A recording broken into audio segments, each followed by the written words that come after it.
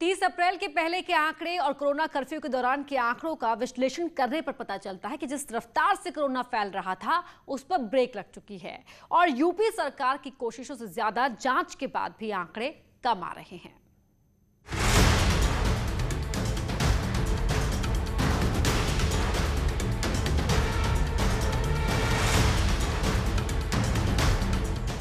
Active case 65,000 active case कम हुए हैं।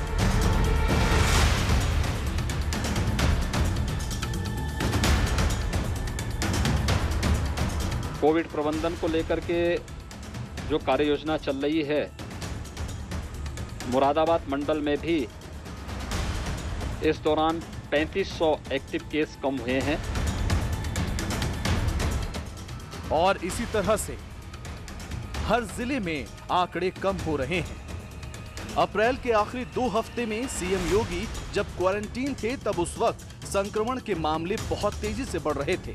नीति आयोग के सदस्य ने पीएम मोदी की बैठक में यहां तक कह दिया था कि अप्रैल 30 से यूपी में 1 लाख से ज्यादा मामले आएंगे, लेकिन ऐसा नहीं हुआ।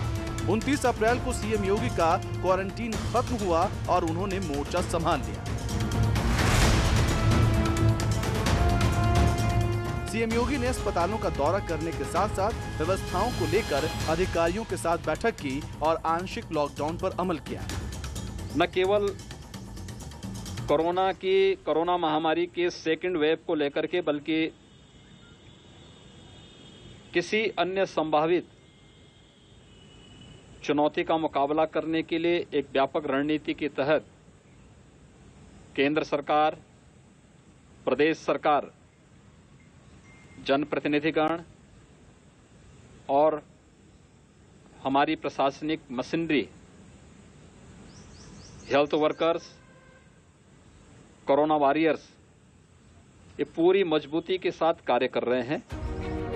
और इसी का नतीजा है कि यूपी में कोरोना कंट्रोल में आ रहा है। आंकड़ों पर नजर डालें तो 28 अप्रैल को कोरोना के मामले 29,751 थे। 29 अप्रैल 35,104 नए मामले सामने आए और 30 अप्रैल को 34,372। 30 अप्रैल से ही यूपी में आंशिक लॉकडाउन शुरू किया गया था। उसके बाद से आंकड़ों में गिरावट दर्ज की गई। 1 मई को 30,180 नए केस, 2 मई को 30,857 नए मामले, 3 मई को आंकड़े कम हो गए और नए मामले 29,052 सामने आए। 4 मई को संख्या 25,770 हो गई।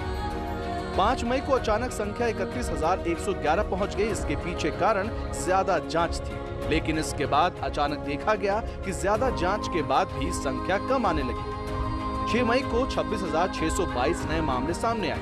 7 मई को 27,763, 8 मई को 26,636। और इसी तरह जैसे जैसे जांच बढ़ रही है मामले कम आ रहे हैं, लेकिन पहले कम जांच पर ज्यादा मामले आ रहे थे। इस बात को सरकार ने आंकड़ों से साबित किया है। 25 अप्रैल को कुल 1,86,346 टेस्ट हुए थे। उनमें 35,614 नए मामले निकले। 26,633 मरीज डिस्चार्ज हुए। लेकिन 1 मई को चौंकाने वाले रिजल्ट सामने आए। सीएम योगी के आदेश पर जब जांच को बढ़ाया गया तो लगा कि मामले ज्यादा आएंगे, लेकिन ऐसा नहीं हुआ।